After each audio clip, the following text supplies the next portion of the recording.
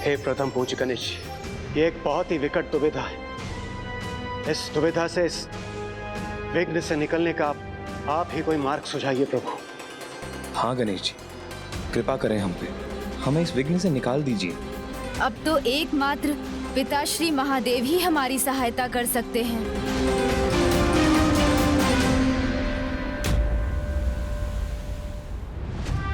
विराजिए पिताश्री।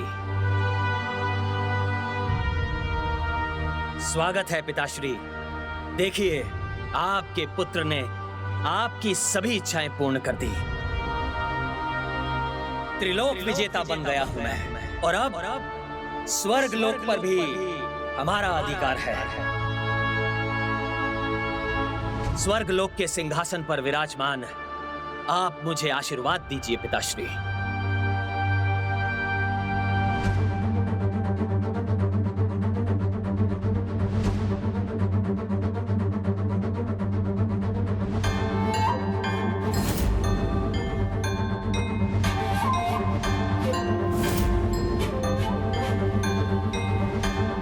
चिंता मत कीजिए पिताश्री, ये देवताओं को स्मरण कराने के लिए है कि वो मेरे अधीन हैं। पुत्र, जितनी सरलता से देवताओं ने तुम्हारे सामने आत्मसमर्पण कर दिया, मुझे संदेह होता है कहीं वो तुम्हारे विरुद्ध कोई षड्यंत्र तो नहीं रच रहे।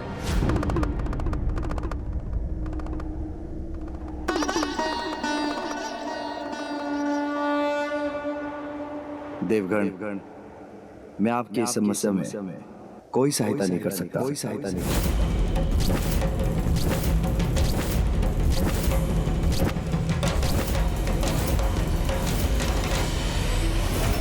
षड्यंत्र रचते हैं तो रचने दीजिए उन दुर्बल देवताओं को। मुझे कोई चिंता नहीं है और आपको भी नहीं होनी चाहिए। जब तक ब्रह्मदेव का वरदान मेरे साथ है, तुलसी के पतिव्रत का कवच प्राप्त है, तब तक मुझे कोई पराजित नहीं कर सकता, ना ही कोई रोक सकता है। स्वयं महादेव भी नहीं, महादेव भी नहीं, महादेव भी नहीं, महादेव भी नहीं,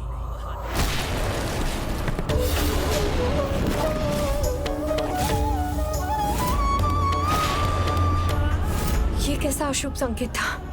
ये क्या देखा मैंने? नहीं नहीं, ये अवश्य मेरा भ्रम ही था।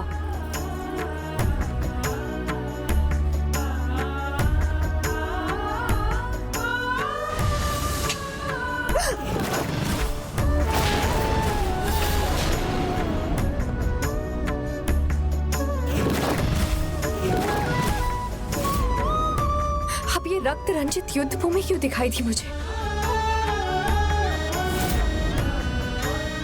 ऐसा सर्वनाशी युद्ध जो कदापि नहीं होना चाहिए, उसका ये कैसा संकेत मिल रहा है मुझे प्रभु?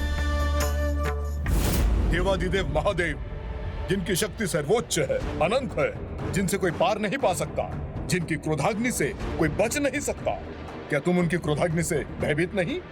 सर्वोच्च हैं वो, मानता हूं, किंतु उनकी शक्ति का मुझे कोई भय नहीं। यदि वो मेरे कार्य में हस्तक्षेप करेंगे तो वो भी मुझे रोकने में असफल होंगे। इस परिस्थिति में मैं हस्तक्षेप क्यों करूं? क्यों जाऊं? क्यों करूं उसका वध? शंखचूड़ ने आप देवताओं से कुछ नहीं छीना। जो भी उसे प्राप्त हुआ वो आप ही ने उसे स्वयं दिया है, और अभी तक उसने दंडित होने के लिए ना कोई ऐसा अधर्म किया, ना मुझे कोई चुनौती दी जिसके कारण मैं स्वयं उससे युद्ध करूं और उसका अंत करूं।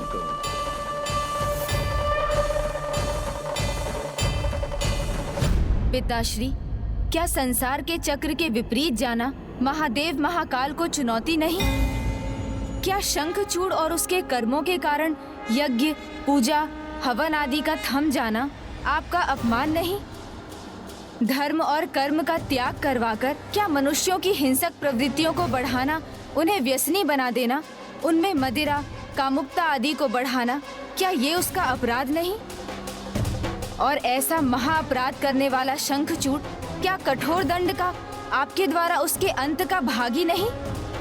पुत्र, धर्म कर्म करने या उनका त्याग करने के लिए प्रत्येक मनुष्य स्वयं उत्तरदायी है। अपने विवेक का प्रयोग कर उचित अनुचित में भेद कर प्रत्येक अवस्था में सुकर्म करने का चुनाव भी मनुष्य को स्वयं ही करना पड़ता है। इसलिए जो मनुष्य अधर्म कर रहे हैं वो स्वेच्छा से कर रहे हैं। शंखचूड़ ने तो उन्हें ऐसा करने पर बाध्य नहीं किया। जो भी उसने किया है वो अपनी प्रजा को सुखी रखने के लिए किया है। वो तो एक राजा का धर्म है और राजधर्म का पालन करने वाले राजा शंखचूड़ को दोषी मानकर मैं उसे दंड नहीं दे सकता।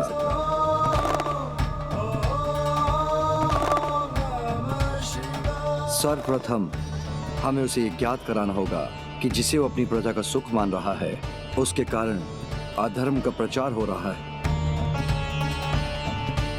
यदि ये ज्ञात होने पर भी उसमें कोई सुधार नहीं आया तब ये उसका अपराध होगा, जिसके कारण वो कठोर दंड का भागी बनेगा। इसीलिए युद्ध से पहले उसे एक अवसर देना, उसे समझाना आवश्यक है कि वो जो कर रहा है वो हानिकर है।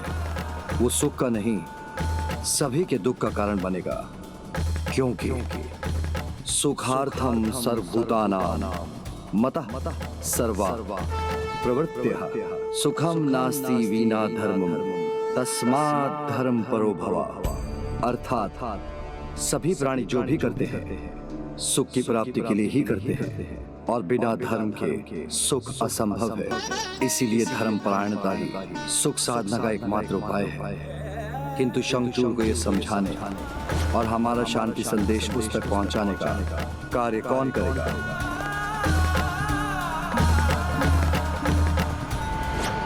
ये तो सर्वथा उचित कहा है पिताश्री ने।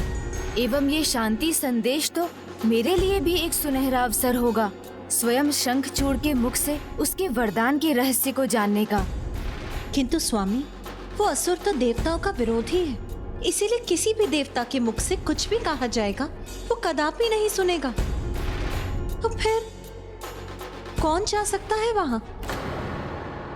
गंधर्व राज चित्रार्थ पुष्पदंत महान कृष्ण भक्त हैं और वो देवता भी नहीं, इसलिए शंखचूड़ उन्हें कोई क्षति नहीं पहुंचाएगा।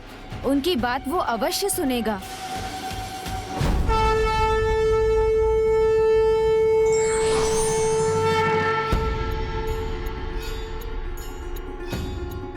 प्रणाम प्रभु, मैं आपके आदेश का पालन करूंगा।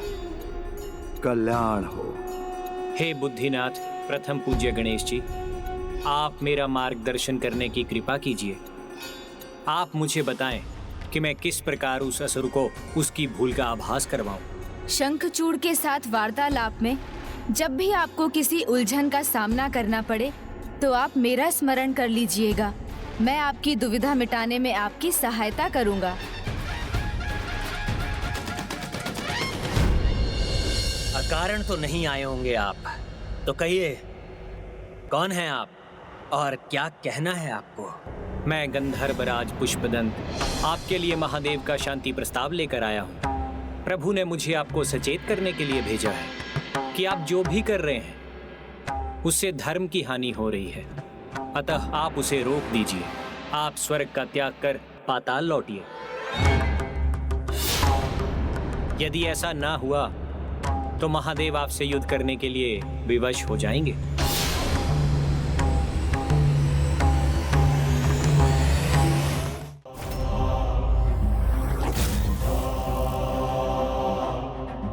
हानि हो रही है संसार की,